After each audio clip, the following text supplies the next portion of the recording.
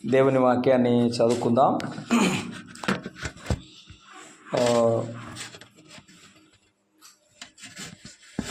ఎప్పటి నుండో మరి ఒక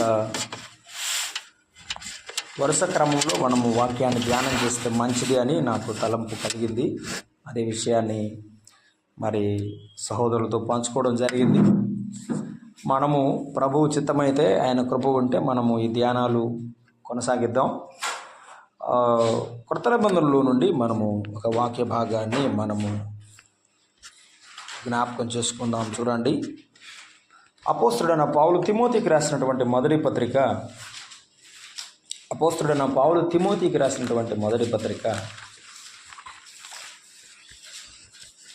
మొదటి 2 వచనాలు ఒక పారాగ్రాఫ్గా ఉంది, చదువుకుందాం. మొదటి పత్రిక మొదటి అధ్యాయము మొదటి 2 వచనాలు. మన రక్షకుడైన దేవుని యొక్కయు చదవండి. మన నిరీక్షణైన క్రీస్తు యేసు యొక్కయు ఆజ్ఞ ప్రకారము క్రీస్తు యేసు యొక్క అపోస్తలుడైన పౌలు విశ్వాసమును బట్టి నా నిజమైన కుమారుడగు తిమోతికి శుభమని చెప్పి రాయున్నది, తండ్రి అయిన దేవుని నుండి మన ప్రభు అయిన క్రీస్తు యేసు నుండి కృపయు కనికరమును సమాధానము నీకు కలుగును గాక. రైట్, నన్ను క్షమించండి. అందరం కలిసి మరొకసారి 2 వచనాలు చదువుదాం. అందరూ చదువుదాం. రైట్. మన రక్షకుడైన దేవుని యొక్కయు మన నిరీక్షణ అయిన క్రీస్తు యేసు యొక్కయు ఆజ్ఞ ప్రకారం క్రీస్తు యేసు యొక్క అపోస్తలుడైన పౌలు విశ్వాసమును బట్టి నా నిజమైన కుమారుడకు తిమోతికి శుభమని చెప్పి వ్రాయినది, తండ్రి అయిన దేవుని నుండి మన ప్రభువైన క్రీస్తు యేసు నుండి కృపయు కనికరమును సమాధానమును నీకు కలుగును గాక. ఆమేన్. ప్రార్థన చేద్దాం. ప్రేమగల తండ్రి, స్తోత్రార్హుడు అయిన దేవా, పూజనీయుడా, మీకు వందనాలు చెల్లిస్తున్నా. ఈ 2026వ సంవత్సరంలో అడుగుపెట్టే భాగ్యము మాకు ఇచ్చినందుకు స్తోత్రములు.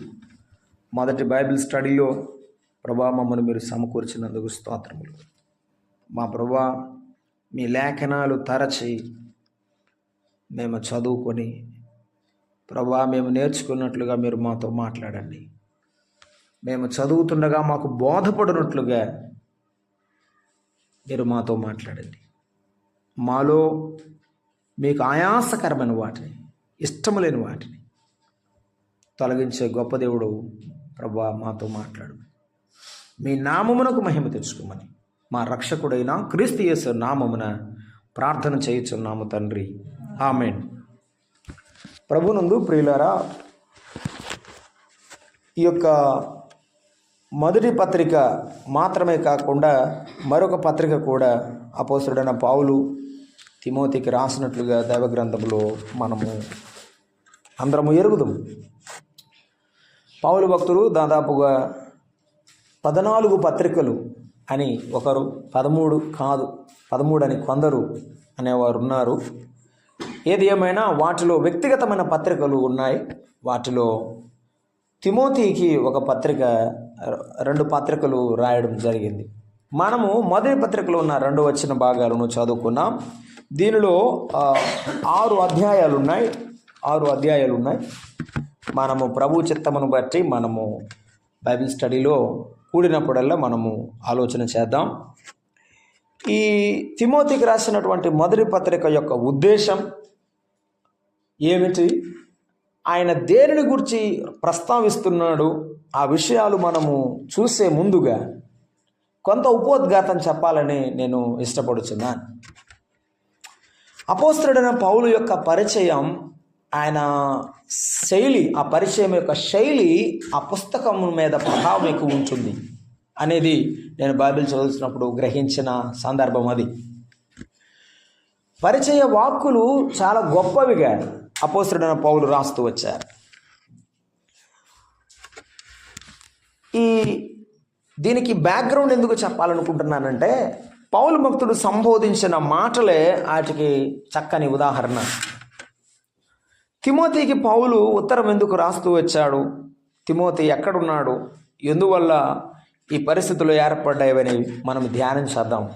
అయితే ఇవన్నీ చెప్పబోయే ముందుగా నేను మీకు ఒక అవుట్లైన్, లేకపోతే ఈ యొక్క 6 అధ్యాయాల అవుట్లైన్ మనం ఒకసారి విని ఆ తర్వాత మనం వచనం వెంబడి వచనాన్ని మనం ధ్యానం చేద్దాం. అపోస్తలుడైన పౌలు తన సువార్త దండయాత్రలో అపోస్తల కార్యముల గ్రంథం 16వ అధ్యాయంలో మనం చదువుతున్నప్పుడు ఒక పట్టణానికి ఆయన వచ్చాడు. ఆ పట్టణంలో అప్పటికే ప్రభువు శిష్యుడుగా కొనసాగుతున్న ఒక యవనస్తుణ్ణి ఆయన గమనించాడు. మనం చదువుతాం మొదటి వచనం, పౌలు దెర్బేకు లుస్త్రతకు వచ్చాను, అక్కడ తిమోతి అని ఒక శిష్యుడు ఉండెను అనే మాట. అప్పటికే ప్రభువునందు అంగీకరించి ఆయన వాక్యములో పెంపారబడుచున్నాడు. ఈ తిమోతి దేవుని చిత్తములో ఉన్నవాడు. దేవుడే ఆయన సంకల్పము చేత తల్లి ద్వారా, అవ్వ ద్వారా ఒక ట్రైనింగ్ ఇచ్చాడని మనం చెప్పవచ్చు. అదే సందర్భంలో ఎవరితో కలిసి సేవ చేయాలో, ఎవరితో కలిసి దేవుని కృపను మరి ఎక్కువగా కలిగి దేవుని పరిచయం విస్తరింప చేయాలో ప్రభు వారికి తోడు చేశాడు. ఈ 16వ అధ్యాయంలో ఆయన అపోస్తలుడైన పౌలుతో పాటు తోడు చేసినప్పుడు అక్కడికి వచ్చి మంచి పేరు కలిగిన తిమోతిని అపోస్తలుడైన పౌలు దేవుని యొక్క కృప వలన వారు ఇద్దరు కలిసి సువార్త పరిచర్యలు ముందుకు వెళ్ళినట్టుగా మనం చూడగలం. అలాగున వారు ముందుకు వెళ్ళేటువంటి సందర్భం మనం చూస్తాం. ఈ యవనస్తుని అలాగున సువార్త పరిచర్యలో ముందుకు వెళుతూ ఉండగా పరిచర్యలో ఆయన వాడుకున్నట్టుగా కొన్ని లేఖన ఆధారాలు మనం జ్ఞాపకం చేసుకోవాలి. ఫిలిప్పీ పత్రిక రాసినప్పుడు నా కుమారుడైన తిమోతి అని ప్రస్తావించాడు. తిమోతిని ఎఫెస్సులో విడిచి వచ్చాడు అక్కడ పరిస్థితులను చక్కబరచడానికి. కొంతకాలం ఎఫెస్సులో పరిచర్య చేసిన వాడు తిమోతి. ఎందుకు ఈ విషయాలను నేను మీకు ప్రస్తావిస్తున్నానంటే తిమోతి యొక్క ప్రాముఖ్యతను గురించి మనం తెలుసుకోవడానికి. ఎందుకు అందరికీ పత్రిక రాయుడు పౌలు భక్తుడు, కొందరికే రాస్తాడు. ఎందుకంటే వారు దేవుని ఎడల బాధ్యత కలిగిన వారు, దేవుని సన్నిధి విషయంలో, ఆయన సేవ విషయంలో భారం గలవారు కనుక వారికి ఉత్తరాలు రాస్తూ వచ్చాడు. రండి, చాలా దాదాపు ఈ బుక్ను స్టడీ చేసేటప్పుడు, నేను బైబిల్ చదువుతున్నప్పుడు ప్రభు చాలా విషయాలు నేను ఇతరులు చెప్పేటువంటి విషయాలు కూడా నేను రాసుకున్నాను.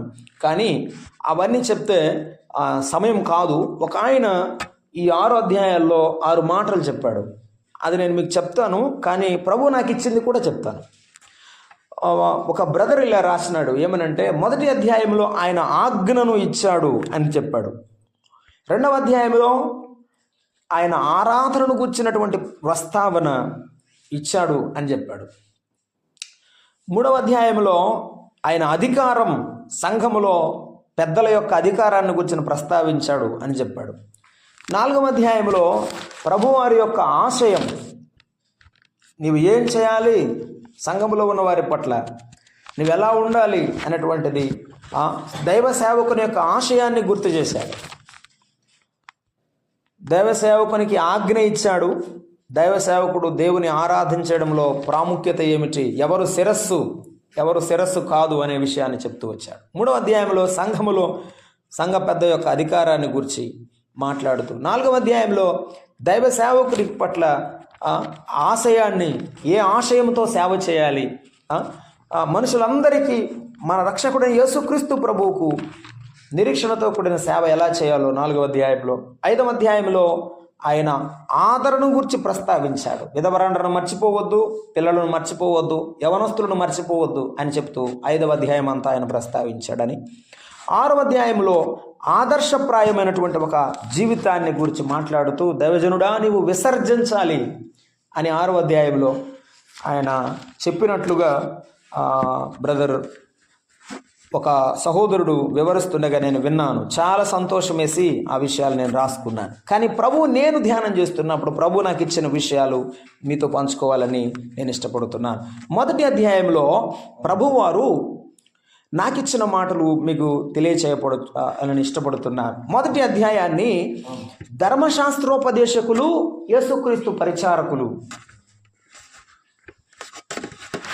మొదటి అధ్యాయాన్ని ప్రభు నాకు ఇచ్చిన దాన్ని మీకు పంచుకోవాలనుకుంటున్నాను. ధర్మశాస్త్రోపదేశకులు, యేసుక్రీస్తు పరిచారకులు వారి మధ్య వ్యత్యాసాన్ని ఆయన చెప్పుచూ వచ్చాడు. 2వ అధ్యాయంలో యేసుక్రీస్తు వారి యొక్క జీవితం, ఆయన పిల్లల జీవితం ఆయన చెప్పారు. యేసుక్రీస్తు వారి యొక్క జీవితం, ఆయన పిల్లల జీవితం ఆయన చెప్పారు. 3వ అధ్యాయంలో యేసుక్రీస్తు పనివారు, వారి అర్హతలు. యేసుక్రీస్తు పనివారు, వారి అర్హతలు పెద్దలను గురించి మాత్రమే కాకుండా పరిచారకులను గురించి కూడా ప్రస్తావించారు. కనుక ఆయన పనివారు, వారి అర్హతలు 3వ అధ్యాయంలో చెప్పాడు. 4వ అధ్యాయంలో అబద్ధ బోధకులు ఎటువంటి వారో, మాదిరికరమైన సేవకుడు ఎటువంటి వాడో ఆయన 4వ అధ్యాయంలో చెప్పాడు. మరొకసారి చెప్తున్నాను, 4వ అధ్యాయం అబద్ధ బోధకులు ఎటువంటి వారు, మాదిరికరమైన సేవకుడు ఎటువంటి వాడో ఆయన చెప్పారు. 5వ అధ్యాయంలో సంఘములో విశ్వాసుల పట్ల దైవ సేవకుని యొక్క వైఖరి అంటాడు. అంటే విధవరాలి పట్ల కానీ, సంఘములో అందరి పట్ల, పరిచారకుల పట్ల కానీ, సంఘ బిడ్డల పట్ల సేవకుని యొక్క వైఖరిని గురించి ఆయన 5వ అధ్యాయం అంతా ప్రస్తావించారు. సంఘములో సేవకుని విధానమును గురించి కూడా ఆయన చెప్పుచూ వచ్చారు. ఇది 5వ అధ్యాయం, సంఘములో సేవకుని యొక్క వైఖరి. 6వ అధ్యాయంలో సంఘములో విశ్వాసులు విసర్జించవలసినవి, అనుసరించవలసినవి ఆయన ప్రస్తావించారు. మరొకసారి నేను 1వ అధ్యాయము నుండి చెప్తున్నాను. తిమోతి రాసిన 1వ పత్రిక 1వ అధ్యాయంలో ధర్మశాస్త్ర ఉపదేశకులు, యేసుక్రీస్తు పరిచారకుల మధ్య వ్యత్యాసాన్ని ఆయన ప్రస్తావించారు 1వ అధ్యాయంలో. 2వ అధ్యాయంలో యేసుక్రీస్తు వారి యొక్క జీవితము, ఆయన పిల్లల యొక్క జీవితం లేకపోతే సాక్ష్యమును గురించి ఆయన మాట్లాడుతూ వచ్చారు. 3వ అధ్యాయంలో యేసుక్రీస్తు పనివారు, వారి అర్హతలను గురించి యవనస్తుడైనటువంటి తిమోతికి పౌలు భక్తుడు రాస్తూ వచ్చారు. 4వ అధ్యాయంలో అబద్ధ బోధకులు ఉన్నారు, జాగ్రత్త, వారు ఇలాంటి వారు అని చెబుతూనే మాదిరికరంగా ఎలా బ్రతకాలో, మాదిరికరంగా సంఘ బిడ్డలకు ఎలాగున సేవకుడు ఉండాలో, మాదిరికరమైన సేవకుని లక్షణాలను గురించి ఆయన మాట్లాడుతూ వచ్చారు. 5వ అధ్యాయంలో సంఘములో రకరకాల వారు ఉంటారు, ఆ రకరకాల ఉన్న వారి పట్ల సేవకుని యొక్క వైఖరిని గురించి ప్రస్తావించారు. 6వ అధ్యాయంలో సంఘములో ఉన్న బిడ్డలు ఏమి విసర్జించాలి, ఏమి అనుసరించాలి అని 6 అధ్యాయాలు ఆయన ప్రస్తావించారు.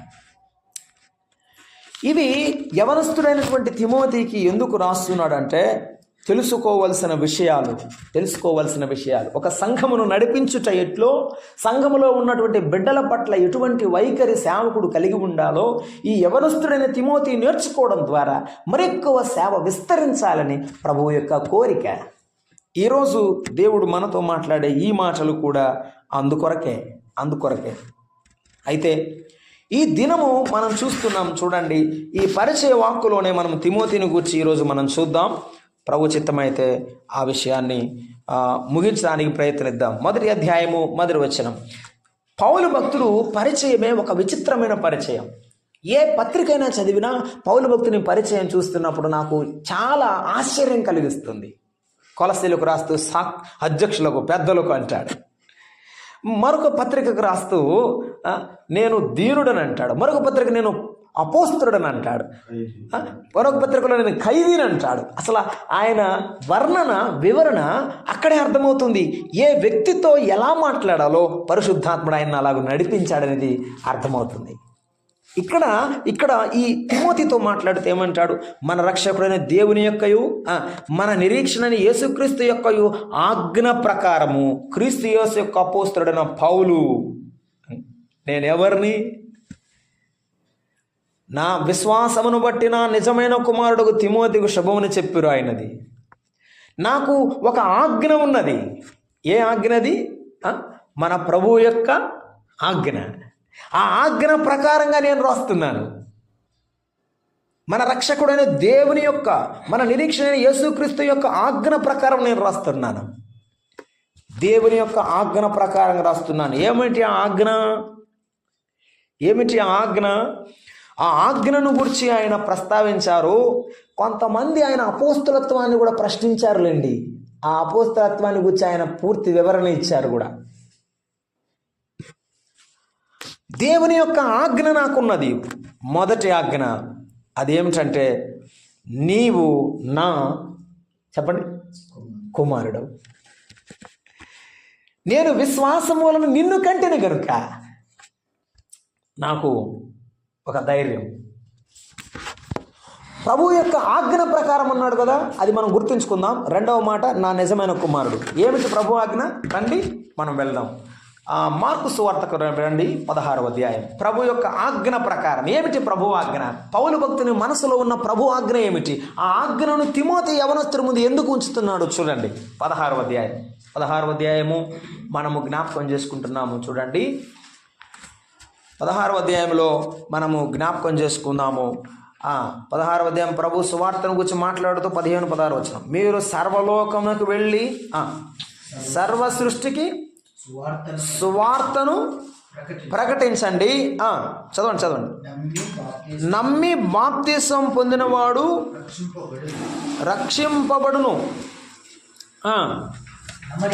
నమ్మని వానికి శిక్ష విధింపబడును. ఇది ప్రభు యొక్క ఆజ్ఞ. ఏమని? సువార్త ప్రకటించమని చెప్పిన ప్రభు ఆజ్ఞ. దీనితో ఇంకొక మాట మత్తయి సువార్తలో యాడ్ చేశాడు. ఆ మాట చదువుకుందాం. మత్తయి సువార్త 28వ అధ్యాయము 19వ వచనం. 28వ అధ్యాయము 19వ వచనం. సువార్త ప్రకటించమని అది ప్రభు ఆజ్ఞ. రెండవ ఆజ్ఞ ఆయన జారీ చేశారు, అది మత్తయి రాశారు. 28వ అధ్యాయం 19వ వచనం. మీరు వెళ్ళి సమస్త జనులను శిష్యులనుగా చేయండి అని చెప్పారు. తండ్రి యొక్కయు కుమారుడు యొక్కయు పరిశుద్ధాత్మయు నామములోనికి వారికి బాప్తిస్మం ఇచ్చుచు నేను ఏ ఏ సంగతులు ఆజ్ఞాపించుతునో వాటిని గైకొనను వారికి బోధించుడి అన్నాడు. మన పరలోకపు తండ్రి ఆజ్ఞ ఏమిటి? మీరు వెళ్ళండి, సువార్త ప్రకటించండి, అనేకులను నాకు శిష్యులుగా, చెప్పడం మాట, నాకు శిష్యులుగా చేయండి. ఆ శిష్యులుగా చేసే క్రమములోనే తిమోతిని వెంట పెట్టుకుని వెళ్ళాడు. ప్రేమన మిత్రులారా, ఇది తండ్రి కుమారుల అనుబంధము లాంటిది. అందుకే పౌలు భక్తుడు అంటే దేవుడిచ్చిన ఆజ్ఞ ఎటువంటిదంటే, పెద్దలైన వారు, సేవకులైన వారు, దేవునిలో బలమైన వారు యవన బిడ్డలను వెంటబెట్టుకొని దేవుని కొరకు శిష్యులుగా చేయడానికి వారిని ప్రభువులోనికి నడిపించడం అవసరం. అది పౌలు భక్తుడు చేశారు. శిష్యులుగా చేయండి అన్నాడు. అవును, అపోస్తుల కార్యముల గ్రంథం 16:2 వచనం చదువుకున్నాం. అప్పటికే అతడు ఏమయ్యాడు? శిష్యుడుగా ఉన్నాడు. కానీ దేవుని సేవలో యేసు ప్రభు యొక్క శిష్యుడు అయిపోయాడు. దేవుడిచ్చిన ఆజ్ఞ ప్రకారంగా శిష్యులనుగా తయారు చేయడంలో ఉన్నటువంటి ఒక మాట. రెండవ మాట ఏమన్నాడు? వారికి బాప్తిస్మం ఇచ్చుచు నేను ఏ ఏ సంగతులు ఆజ్ఞాపించుతునో ఆ సంగతులు ఏం చేయండి? వారికి బోధించండి. కాబట్టి దేవుని ఆజ్ఞ ప్రకారంగా అపోస్తలుడైన పౌలు యవనస్తుడైన తిమోతికి ఏం చేస్తున్నాడు? బోధిస్తున్నాడు. సంఘములో ఉన్నటువంటి సేవకులు, పెద్దలు యవన బిడ్డలకు దేవుని వాక్యాన్ని ఏం చేయాలి? బోధించాలి. కూర్చోబెట్టి గంటల తరబడి దేవుని వాక్యాన్ని చదివి ధ్యానం చేసి వారికి అందించాలి. దేవుని ఆజ్ఞ ప్రకారంగా నేను ఈ ఉత్తరం రాస్తున్నాను. దేవుడు నాకు ఇచ్చిన ఆజ్ఞ. ఇది మొదటి మాట. దేవుడు నాకు ఇచ్చిన ఆజ్ఞ. ఏమిటి ఆజ్ఞ? సువార్త ప్రకటించడం, శిష్యులుగా చేయడం, వారికి బోధించడం, అది నా బాధ్యత. రెండవది పౌలు భక్తుడు జ్ఞాపకం చేశారు. చూడండి, తిమోతికి రాసిన మొదటి పత్రికలోనే ఏమని జ్ఞాపకం చేశారు? ఎందుకని దేవుని ఆజ్ఞని జ్ఞాపకం చేశారు? క్రీస్తు యేసు అపోస్తుడైన పౌలు దేవుని ఆజ్ఞ ప్రకారంగా నేను నీకు బోధిస్తున్నాను ఈ ఉత్తరం ద్వారా.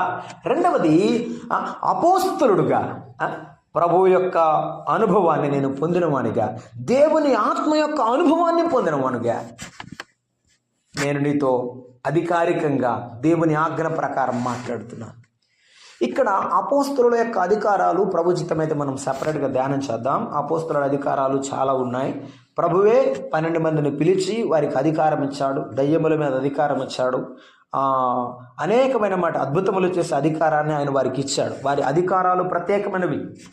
కొంతమంది ఇప్పుడు అపోస్తలులు చెప్పుకుంటున్నారు, కానీ దేవుని బైబిల్లో ఉన్నటువంటి అపోస్తలుల అధికారాలు ఇప్పుడున్న వారికి లేవు. బైబిల్ కంప్లీట్గా అవ్వక మునుపు, that is what we call transformation period. దాన్ని ఏమంటారంటే మధ్యకాలం. అది బైబిల్ పూర్తిగా మన చేతిలోనికి ఆయన వాక్య రూపంలో మన చేతికి రాలేదు. అప్పుడు దేవుడు కొన్ని అద్భుతాలు చేస్తూ చెప్పిన మాట మనం ఇందాక మత్తయి సువార్తలో ఆఖరి వచనాలు చదివితే మనము జ్ఞాపకం చేసుకుంటాం. ఆ వెనువెంట చేయుచు వచ్చిన కార్యముల వలన సూచక్రియల వలన ఆయన తన వాక్యమును స్థిరపరచుచుండెను అన్నాడు. స్థిరపరచాల్సిందేమిటి? ఆయన మాట, ఆయన వాక్యము. కానీ అద్భుతాలు సూచక్రియలు కాదు. ఆనాడు వారిలో విశ్వాసం కలిగించడానికి అద్భుతాలు జరిగించిన మాట వాస్తవమే, కానీ అద్భుతాల కొరకైతే ప్రభువారి లోకానికి రాలేదు. ఈ విషయం స్పష్టం. అయితే అపోస్తలుడైన పౌలు దేవుని యొక్క ఆజ్ఞ ప్రకారంగా చెప్పుచున్నానన్నాడు. రెండవది, అపోస్తలుడైన పౌలుగా నేను మాట్లాడుతున్నాను అన్నాడు. మూడవదిగా, విశ్వాసమును బట్టి నా నిజమైన కుమారుడు తిమోతికి శుభమని చెప్పి రాయినది అని చెప్పాడు. ఏ కుమారుడు? ఈ కుమారుడు విశ్వాసము వలన కుమారుడు. శరీర సంబంధమైన కుమారుడైతే కాదు. శరీర సంబంధమైన కుమారుడైతే కాదు. నేను చెప్పాలని అనుకోలేదు, బట్ దేవుడు నాకు ఇచ్చిన ఇప్పుడే తలంపునే నేను మాట్లాడుతున్నాను. ఆయన వెంబడి చాలామంది వచ్చారు, కానీ అందరూ చివరి వరకు ఆయనతో, అపోస్తలుడైన పౌలుతో లేరు. కుమారుడు, నా కుమారుడు అని చెప్పుకోవడానికి గర్వపడేవాడు ఎవరు? తిమోతి. అటువంటి గౌరవప్రదమైన పవిత్రమైన జీవితాన్ని జీవించాడు తిమోతి. ఒకడు సువార్త పరిచర్యలు వెంట వచ్చాడు. అపోస్తల కార్యములు 15వ అధ్యాయం. పంపులియా వరకు వచ్చాడు. పంపులియాకు వచ్చిన తర్వాత మనసు మారిపోయింది. మేనమామతో చెప్పాడు, ఏమని? మామయ్య, నేను వెళ్ళిపోతాను, మీ వల్ల కాదు, మీతో నేను ఉండలేనని చెప్పాడు. ఎవరు? మేనమామ బర్నబాస్తో చెప్పాడు. ఈ మేనలుడు, ఈ జాన్ మార్కు అని మారు పేరుగుల యోహాను అని ఆయన 15వ అధ్యాయం అపోస్తల కార్యముల గ్రంథంలో వారితో చివరిలో ఆ వచనంలో చివరిలో ఉంటుంది. వారితో చెప్పి వారిని విడిచిపెట్టి వెళ్ళిపోయాడు. వారిని విడిచిపెట్టి వేరైపోయాడు.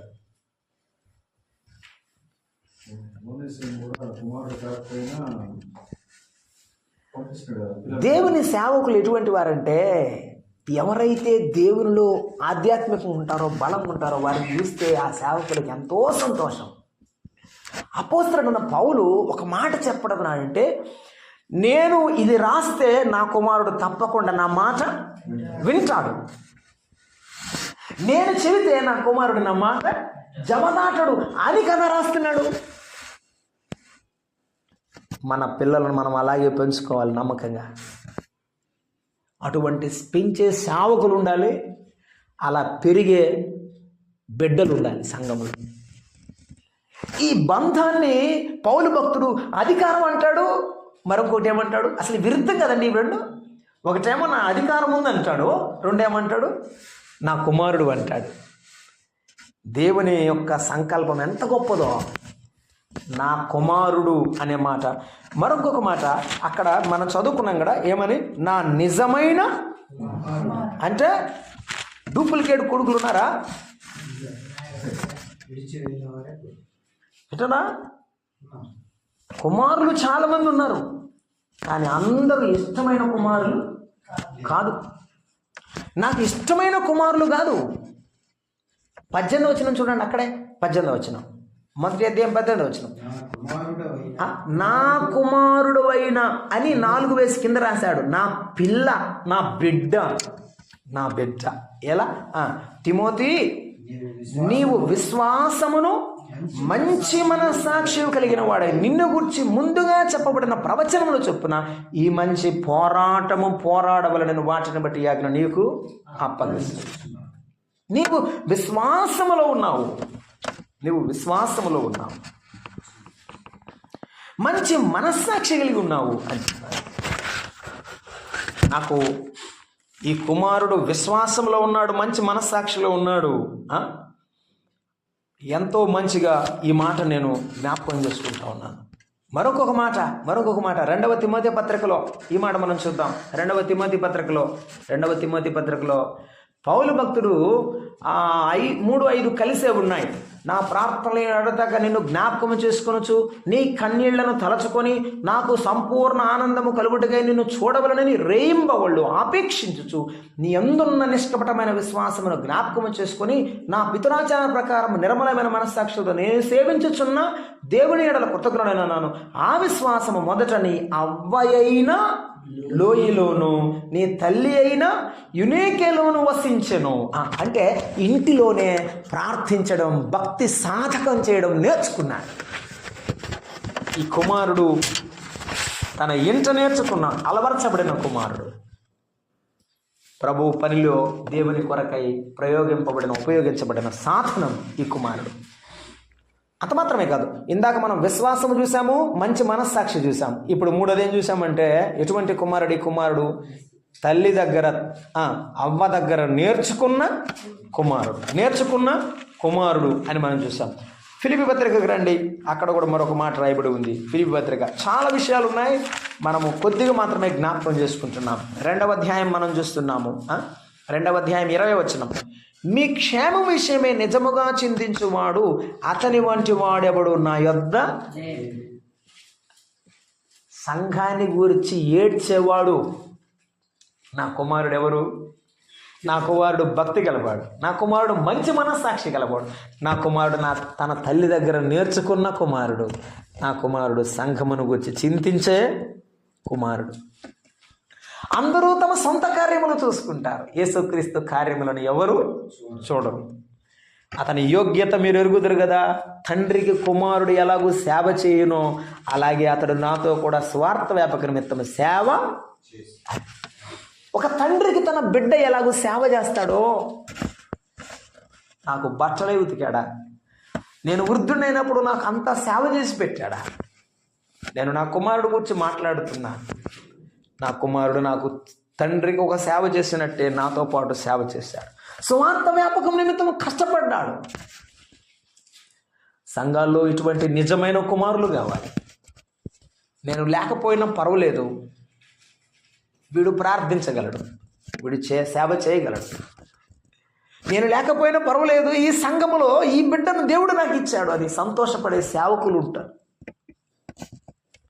ఈనాడు సంఘాల్లో చాలామంది యవన బిడ్డలు ఉన్నారు, కానీ అలాగ సంతోషపడడానికి యవన బిడ్డలు ఎవరు కూడా కనపడరు. గృహ దర్శనాలకు వచ్చేటువంటి కుమారులు ఉన్నారా?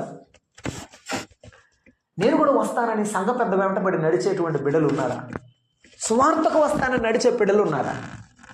తిమోతిని గురించి పౌలు భక్తుడు అంటాడు, నా నిజమైన కుమారుడు అయ్యా, నా నిజమైన కుమారుడు.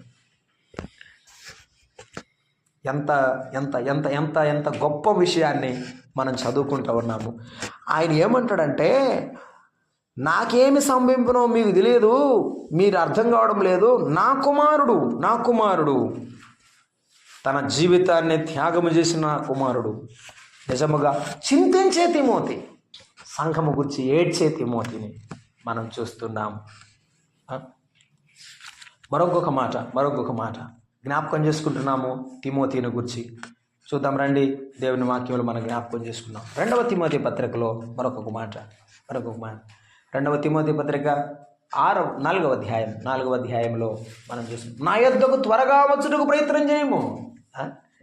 అపోస్తలుడైన పౌలు మనసు బాగులేదు, ఎంతో బాధగా ఉంది, దుఃఖంలో ఉన్నాడు. ఆసియాలో ఉన్న వారందరూ విడిచిపెట్టి వెళ్ళిపోయారనే దిగుల్లో ఉన్నాడన్నాడు 7వ వచనం. కానీ ఆ ఏడ్చేటప్పుడు ఎవరన్నా ఓదారుస్తారా అని పౌలు మనసంతా ఒకటే ఉన్నది, ఎవరిని కలవాలని. తిమోతి, నా యొద్దకు త్వరగా రా, నువ్వు నా దగ్గరికి రా. దేమా యెహోలోకమును స్నేహించి తెసలోనికి వెళ్ళిపోయాడు. క్రేస్కేను మరొక పని నిమిత్తం నేను గలతీయకు పంపించాను, తీతును దల్మతీయకు పంపించాను. లోకా మాత్రమే ఒక్కడే ఉన్నాడు, నువ్వు నా దగ్గరికి రా. ఎందుకు? తిమోతి వస్తే ఆదరిస్తాడని. నా కుమారుడు ఆదరించే కుమారుడు. ఇటువంటి కుమారులు ఉంటే సంఘానికి ఎంత మేలు చెప్పండి. ఆదరించే కుమారులు కావాలి సంఘానికి.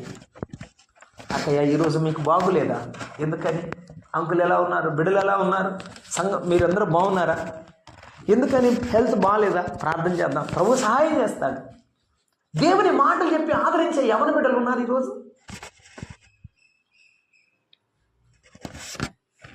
పౌలు భక్తుని మనసంతా కోరుకుంటుంది ఎవరిని గురించి? తిమోతి రావాలి, నా మనసంతా బాధంతా వాడితో చెప్పుకోవాలి అని ఎదురు చూస్తున్నాడు, తాతహలాడుతున్నాడు. ఈనాడు సంఘంలో ఉన్న యవన బిడ్డలను చూసి సేవకులు అలాంటి కోరిక కోరుకుంటారా? వారిలో ఉన్న బాధ చెప్పుకొని ప్రార్థన చేస్తారా? నేను ఒకటి గమనించాను, అది సారీ టు సే, సంఘాల్లో ఏదైనా ఒక సేవకుడు ఏదైనా బాధలో ఉంటే, కష్టం ఉంటే, ఆ కష్టాన్ని ఎవరు తనను పంచుకున్నాడు అనుకోండి యవన బిడ్డలతో, వారిని ఆదరించేది పోయి ఎగతాళి చేసేవారు ఎక్కువ ఉన్నారు. పౌలు భక్తుడు దగ్గర ఉన్న పిల్లలు అట్లాంటి పిల్లలు కాదు. పౌలు బలం తెలుసు, బలహీనత తెలుసు, కానీ ఆయన దైవజనుడని ప్రేమించేటువంటి పిల్లలు ఉన్నారు.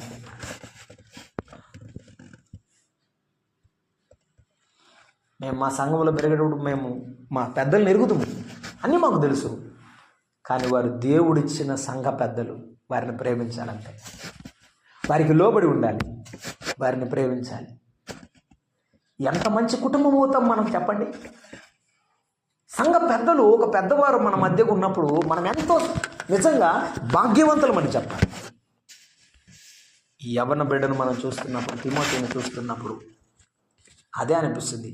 పౌలు భక్తుడు సంబోధిస్తున్నాడు, నా నిజమైన కుమారుడు. నేను ఇంకా చాలా విషయాలు ఉన్నాయి, నా ప్రియమైన కుమారుడు అన్నాడు. నా ప్రియమైన కుమారుడు, నాకు ఇష్టమైన కుమారుడు. ఎందుకంటే నేను కారణాలని చెప్పాను. మంచి మనస్సాక్షి గలవాడు, విశ్వాసము గలవాడు, తల్లి యొద్ద నేర్చుకున్నవాడు. అసలు 2వ పత్రికలు అన్నాడు, లేఖనములు నీవు బాగా ఎరిగిన వాడు అన్నాడు. దేవుని వాక్యాన్ని తెలుసుకున్నవాడు, సంఘం పట్ల దుఃఖం పడేవాడు, చింతపడేవాడు, దైవ సేవకుని ఆదరించేవాడు, దైవ సేవకుని ఆదరించేవాడు. ఈనాడు చాలామంది చెప్పేవారు చాలామంది ఉన్నారు, కానీ మన సంఘాల్లో ఉన్నవారిని ఆదరించేవారు ఎంతమంది ఉన్నారు? చాలా తక్కువ మంది ఉన్నారు. మేము ఈ కష్టాల్లో ఉన్నాం బ్రదర్, మా కొరకు ప్రార్థన చేయండి అని చెప్తే కనీసం వాళ్ళ కష్టాలు బాధలు వినడానికి కూడా వీళ్ళకి టైం ఉండదు. ఎవరైనా దేవుని బిడ్డలు సేవ చేయాలనుకుంటే ఎదుటి వారి కష్టాలు వినడానికి, వారి కొరకు ప్రార్థన చేయడానికి, వారి వాక్యంతో ఆదరించడానికి ఉండాలి. వారు నిజమైన దేవుని సేవకులు అవుతారు.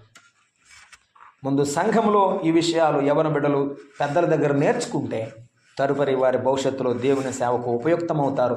ఇది తిమోతి జీవితంలో జరిగింది. ఎక్కడ అపోస్తుల కార్యముల గ్రంథం 16వ అధ్యాయంలో జరిగింది ఈ విషయం. ఏమండి, శిష్యుడుగా ఉన్న ఆయన పౌలు భక్తులతో ఇంత దూరం ప్రయాణం చేసి ఎఫెసీ సంఘములో సేవ చేసి ఆయా ప్రాంతాల్లో దేవుని పరిచర్యను ఘనంగా చేసిన తిమోతి తదుపరి అనేకులను ఆదరించేవాడారు. చివరికి పౌలును కూడా ఆదరించేవాడయ్యాడు.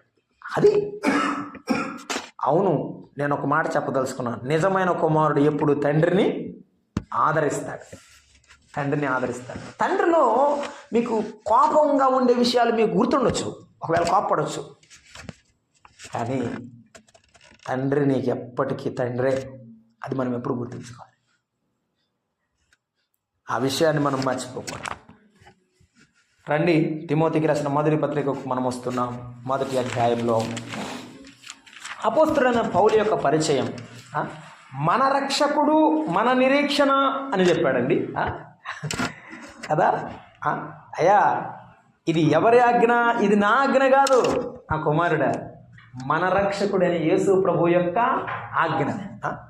తర్వాత మన నిరీక్షణ అయిన యేసుక్రీస్తు యొక్క ఆజ్ఞ. కొంతమంది ప్రార్థన చేసేటప్పుడు మరి ఎందుకు చేస్తారో తెలియదు, కానీ నా తండ్రి నా తండ్రి నా తండ్రి అంటుంటారు. నా తండ్రి ఏంటి? అందరు నమ్ముకున్న వాళ్ళే కదా ఇక్కడ ఉండేది. కాబట్టి మన తండ్రి అని చెప్పాలి, మన నిరీక్షణ అని చెప్పాడు. కాబట్టి ప్రభువును కలుపుకొని చెప్పుచున్నప్పుడు ప్రభు యొక్క ఆజ్ఞ ప్రకారం అని చెప్పాడు. రెండవది, వారికి ఉన్న బంధాన్ని బట్టి నా నిజమైన కుమారుడకు తిమోతికి శుభం, వండర్ఫుల్ బ్లెస్సింగ్. చూడండి, సేవకులు ఎప్పుడు కూడా ఏం పలకాలి? చెప్పండి, శుభం పలకాలి. ఏం పలకాలి? ఓ మంచిని పలకాలి, అంతే. కొంతమందికి మంచి పలకడమే రాదు.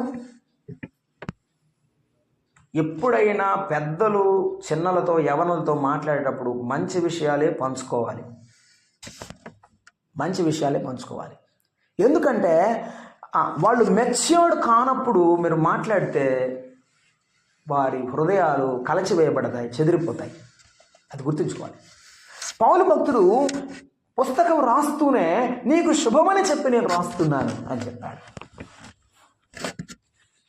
దేవుని వాక్యం ఇలా చెప్తున్నది, మీరు కృతజ్ఞతా వచనమే ఉచ్చరింపండి కానీ మీ నోట బూతులైన సరసోక్తులైన ఏవి పోకిరి మాటలైనా కూడా రాకూడదు.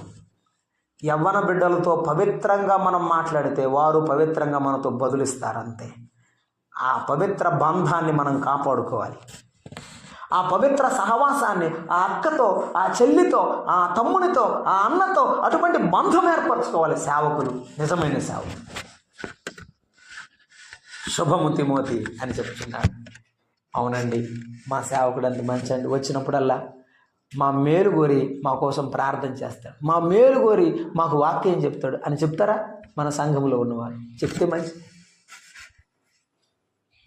లేదండి ఆయన బైబిల్ తీసుకున్న దగ్గర నా మీద టార్గెట్ చేస్తాడని నేను చెప్పేవాళ్ళు కూడా ఉన్నారు. కొన్నిసార్లు మనుషుల ప్రమేయం ఉంటే ప్రభువు మాట్లాడు. ప్రభువు ప్రమేయం ఉన్నప్పుడు వినకపోతే మనకు నష్టం. ప్రభువు ప్రమేయం లేకుండా మనం మాట్లాడితే అది ఎవరికి ప్రయోజనం లేదు, అది మనకే నష్టం. ఈ రెండు విషయాలు గుర్తుంచుకోవాలి. శుభమని చెప్పి రాయినది అన్న రెండు మాటలు చూసుకున్నాం. అది ప్రభు యొక్క ఆజ్ఞ. రెండు, నా నిజమైన కుమారుడు అని రాస్తున్నాను అని చెప్పాడు. మూడో మాట చూడండి, తండ్రి అయిన దేవుని నుండి మన ప్రభు అయిన యేసుక్రీస్తు నుండి కృపయు కనికరమును సమాధానమును నీకు కలిగిన గాక. Wonderful greeting. ఆ చెప్పే మాటలు చూడండి. నా కుమారుడా నీకేమి రావాలి? తండ్రి అయిన దేవుని నుండి ప్రభు అయిన యేసుక్రీస్తు నుండి నీకేమి రావాలి? కృప రావాలి. కృప నిన్ను విస్తరించాలి, కృప నీ చుట్టూ ఆవరించాలి. దేవుని కృప నీతో ఉండాలి. ఇంత గొప్ప సేవలు నీవు ఉండాలి అంటే నీ చుట్టూ కృప ఉండాలి, ఆయన కృప ఉండాలి. అందుకే 2వ తిమోతి పత్రికలో పౌలు భక్తుడు 2వ అధ్యాయం మొదట్లో అంటాడు, నా కుమారుడా క్రీస్తు యేసునందు కృపచేత బలవంతుడవు. దేవుని కృప, దేవుని కృప. ఏ కృపనైతే పౌలు భక్తుడు రుచి చూచాడో అదే దేవుని కృప తన ప్రియమైన కుమారుడు కూడా ఉండాలని కోరుకుంటున్నాడు. నా కడుపులో ఉన్న జబ్బు నిమిత్తం, ముళ్ళు నిమిత్తం ముమ్మారు నేను ప్రార్థన చేశాను, కానీ నా ప్రభు నాతో ఏం చెప్పాడు? నా కృప నీకు చాలన్నాడు. చాలు. నాకు బాధలున్నా కష్టమున్నా నా ప్రభు నాతో ఉంటే నాకు అంతే చాలు. నా కుమారుడు నీకు కూడా అంతే, నీకు కూడా అంతే. ఆయన కృప నీకు చాలు.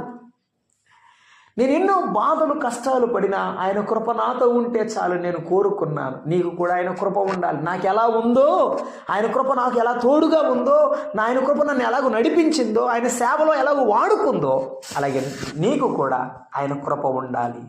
ఆయన కృప నీకు తోడుగా ఉండాలని పౌలు భక్తుడు ఎంతో ఇష్టపడుతున్నాడు. మనకు సంఘ బిడ్డల కొరకు మనం ప్రార్థన చేయాల్సింది ఏమిటంటే వారికి ఆస్తిపాస్తులు రావాలి, లేకపోతే వారికి ఉద్యోగాలు రావాలి, వారికి మరొక ఇంకోటి ఏదో రావాలని ప్రార్థన చేసే బదులు ఏమి తోడుగా ఉండాలని ప్రార్థన చేయాలి మనం? దేవుని కృప వారికి తోడుగా ఉండుగాక. దేవుని కృప వారికి తోడుగా ఉంది. దేవుని కృప ఉంటే మనకు చాలు. దేవుని కృప ఉంటే మనకు చాలు. కృప మనం ఎప్పుడు అర్హులము కాదో అప్పుడు మనల్ని అర్హులంగా చేసేదే దేవుని కృప.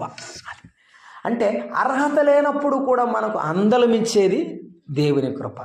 మనకు దక్కని దాన్ని కూడా తిరిగి మన చేతిలో పెట్టేది దేవుని కృప. అది మనమేమి సాధించేది కాదు. ప్రభువా నేనేమి చెయ్యకపోయినా నాకు అన్నీ చేసిస్తున్నావు, నాకు తోడుగా ఉన్నావు నాయనా, నీ కృప నాకు తోడుగా ఉన్నందుకు స్తోత్రమని ప్రభు ఎదురు సాగిలపడదాం. రెండవది అంటాడు కనికరం అంటాడండి. ఏమండి కనికరం ఎప్పుడు?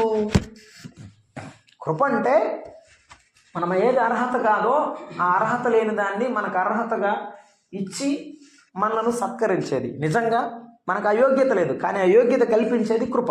రెండవది ఏమన్నాడు? కనికరం అన్నాడు. మీకు గుర్తు చేస్తాను, మత్తయి సువార్త 14వ అధ్యాయంలో ఆ పచ్చిక మీద చాలామంది చెదిరిపోయారు. ప్రభువారు వారికి భోజనం పెట్టాలనుకున్నాడు. 5 రొట్టెలు 2 చేపలతో వారికి భోజనం పెట్టడానికి సిద్ధపడ్డాడు. వారి వైపు చూసినప్పుడు అక్కడ రాసి ఉన్న మాట ఏమిటంటే, వారు కాపరి లేని గొర్రెల వలె చదివి ఉన్నారని. వారి మీద కనికరపడి ఎందుకో తెలుసా వారు ఆకలితో ఇబ్బంది పడుతున్నారని, వారి ఆకలిని చూశాడు ప్రభువారు, వారి కష్టాన్ని చూశాడు.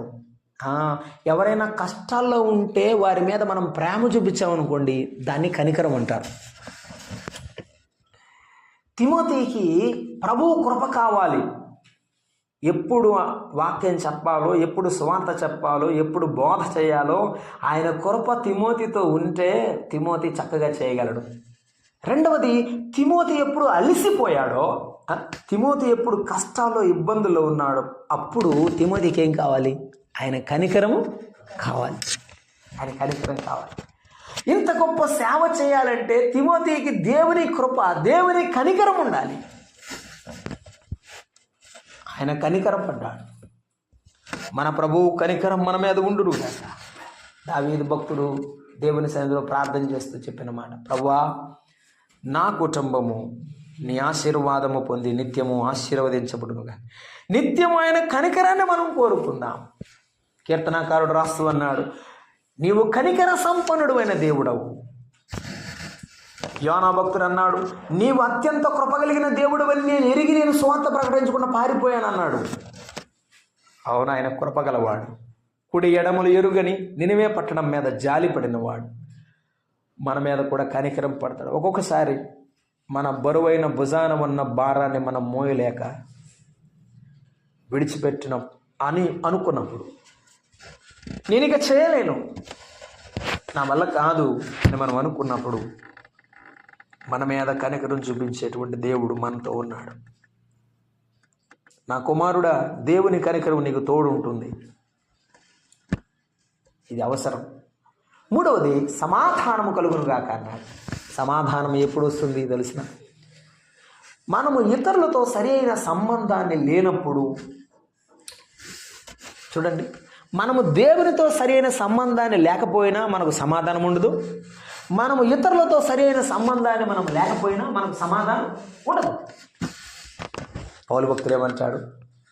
దేవునితో సమాధానం, సేవలో సమాధానం నీకు కలగాలి. ఎంత మంచి ఆశీర్వాదం చెప్పండి. ఇటువంటి ఆశీర్వాదం ఇంకెక్కడ ఉంటుంది? ఈ రోజుల్లో ఇట్లాంటి ఆశీర్వాదం కోరుకునేవాళ్ళు లేరు, ప్రార్థన చేసేవాళ్ళు కూడా లేరు, తక్కువే ఉన్నారు.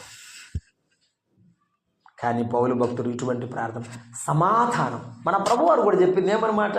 ఆయన తిరిగి లేచిన తర్వాత శిష్యుల మధ్యకు వచ్చి ఒక రూమ్లో వాళ్ళందరూ కూర్చున్నారు, ఒక గదిలో. అది మధ్యకు వచ్చామన్నాడు తెలుసా? మీకు సమాధానము కలుగునుగాక ప్రభు చెప్పారు. ఆయనే మన సమాధానం, ఆయనే మన కనికరం, ఆయనే మన దేవుని కృప. కనుక మన ప్రభువు కృపకు మనం అప్పగించుకుందాం. పౌలు భక్తుడు పరిచయం చేస్తూ చెప్పిన పరిచయ వాక్కులో ఒక గొప్ప సందేశం. సంఘ పెద్దలకు దేవుని ఆజ్ఞ ఉన్నది. అది మీరు మీ స్వతంత్రం తీసుకోవచ్చు. మీ బిడ్డలను మీరు ప్రేమించాలి. మీ సంఘ బిడ్డలను మీరు ప్రేమించి నిజమైన కుమారులుగా వారిని తయారు చేయాలి, శిష్యులుగా తయారు చేయాలి. నీకు బిడ్డలు 2 ఉంటే వారిని వదిలిపెడతావా? వదిలిపెట్టవు కదా. సంఘ బిడ్డలను ఎలా వదిలిపెడతావు? వారిని ప్రేమించాలి, వారి కొరకు ప్రాణం ఇవ్వాలి. పేతురు భక్తునితో ప్రభు అన్నమాట, నీవు నన్ను ప్రేమిస్తున్నావా? అవును ప్రభు. ప్రేమిస్తున్నావా? యోహాను సువార్త 20వ అధ్యాయంలో, నీవు నన్ను ప్రేమిస్తే నా గొర్రెలను, నీవు నన్ను ప్రేమిస్తున్నావంటే ఆ ప్రేమ నా గొర్రెల మీద చూపించు, నా బిడ్డల మీద చూపించు. నన్ను ఎంత ప్రేమిస్తున్నావో నాకు అప్పుడు తెలుస్తుంది. అవును, నేను ఎరుగుదును. కొంతమంది సంఘ పెద్దలు ఆరోగ్యం మానుకొని తమ యొక్క జీవితాల్లో కష్టం, కుటుంబాన్ని కూడా విడిచిపెట్టి సంఘం కొరకు కన్నీరు గార్చిన వారు, బలహీనతల్లోనే సంఘం కొరకు చనిపోయిన బిడ్డలు ఎందరో మంది, దేవుని దాసులు ఎందరో మంది ఉన్నారు. అపోస్తలుడైన పౌలు అంటాడు, నాకు ఆజ్ఞ ఉన్నది, ఎందుకంటే సువార్త వల్ల నేను నిన్ను కన్నా. అవును, సంఘ బిడ్డలు కూడా ఈ విషయాన్ని గమనించాలి. సంఘంలో ఉన్న ప్రతి బిడ్డ కూడా గమనించాలి. సంఘ పెద్దలకు లోబడి ఉండాలి. వారు మీ తండ్రుల వంటి వారు. ఈ మాట నేను చెప్పడానికి నేనేమి సిగ్గుపడడం లేదు. ఏమన్నాడు తెలుసా? అసలు పేతురు భక్తుడు అన్నాడండి. పేతురు రాసిన మొదటి పత్రికలో ఆయన అపోస్తలుడైన పౌలు సంఘ పెద్ద. 5వ అధ్యాయం మొదటి పేతురు పత్రికలో తోటి పెద్దనైనా నేను. పెద్ద అంటే ఏంటో తెలిసిన? తండ్రి లాంటి వాడని అర్థం. తండ్రి లాంటి వాడు. నీ బిడ్డలను ప్రేమించడం నీ బాధ్యత. అదే బిడ్డలు లోబడి ఉండడం బిడ్డల యొక్క బాధ్యత. ఎంత గొప్ప బంధాన్ని పరిచయంలో తిమోతికి పౌలు భక్తుడు రాశాడో మనం గుర్తు చేసుకుందాం. మనం కూడా మన స్థానాల్లో ఉన్నప్పుడు మన బాధ్యత మెరుగుదాం. నిజముగా దేవుని యొక్క సన్నిధిలో ఎదుగుతున్న బిడ్డలను గమనించదాం. పౌలు భక్తుడు తిమోతిని గమనించాడు. వెంటబెట్టుకొని సేవలో ప్రభు సన్నిధిలో ముందుకు సాగాడు. అలాగూ చేయడం ద్వారా నిజమైన కుమారుడు దొరికాడు. వాస్తవమైన ఈ యొక్క బంధాన్ని మనం ఆలోచన చేద్దాం. మొదటి పరిచయ వాక్కుల్లో ఉన్నటువంటి విషయాలు మనం ఈవేళ ప్రభు వైపు చూసి ఆలోచన చేయడానికి ప్రభు సహాయం చేసినందుకు ప్రభువుకు స్తోత్రం. ఆ విషయాలు మన మనసులో ఉంచుకుందాం. మొదటి పరిచయ వాక్కుల్లో అపోస్తలుడైన పౌలు తాను ఎవరో, తిమోతి ఎవరో విషయాన్ని చెప్పుచూ తిమోతికి శుభములు తెలియజేశాడు. తర్వాత 1 నుండి 2 వచనాలు పరిచయ వాక్కులు మొదటి అధ్యాయం. 2వ అధ్యాయం 3 నుండి 11 వరకు ధర్మశాస్త్రోపదేశకులు ఎటువంటి వారో చెప్పాడు. 12 నుండి 20 వరకు యేసుక్రీస్తు పరిచారకులు ఎటువంటి వారో చెప్పారు. ప్రభు చిత్తమైతే ఆ విషయాలు ధ్యానం చేద్దాం. తలలు వంచుదాం. దయగల తండ్రి, ప్రేమగల ప్రభువా, మీకు వందనాలు, స్తోత్రాలు. మాతో మాట్లాడుతూ వచ్చారు. మా పిల్లలను మేము ఎలా పెంచుతున్నామో సంఘ బిడ్డలను కూడా మేము అలాగే ప్రేమించడానికి సహాయం చేయాలి. తండ్రి వంటి మనసు మా అనుగ్రహించండి. తద్వారా మేము నాయన మిమ్మును ఈ లోకంలో ప్రత్యక్షపరచడానికి సహాయం చేయండి మా జీవితం ద్వారా. అవును, మమ్మల్ని తండ్రుల వలె మా సంఘ పెద్దలు ప్రేమించారని చెప్పే పిల్లలు మాకు కాదు. అటువంటి ప్రవర్తన మాకు దయచేయండి నాయన. మా పెద్దలకు మేము లోబడే మనసు మాకు దయచేయండి. నిజమైన ఇష్టమైన కుమారులముగా బ్రతికే భాగ్యం సంఘాల్లో మాకు దయచేయండి. మా తండ్రి, ఈ ఆత్మీయమైన బంధాన్ని స్థిరపరచండి. మీ సేవ విస్తరింపజేయబడినట్లుగా సంఘములో బంధాన్ని మీరు ఏర్పరిచి ఆశీర్వదించమని, ఇటు గొప్ప బంధాన్ని మీ రాజ్య వ్యాప్తి కొరకు ఉపయోగించి దీవించమని విన్న మా హృదయాల్లో కార్యం జరిగించినందుకు స్తోత్రం చెల్లిస్తూ యేసు ప్రభు నామమున వేడుకుంటున్నాం తండ్రి. ఆమేన్. అందరికీ వందనాలు.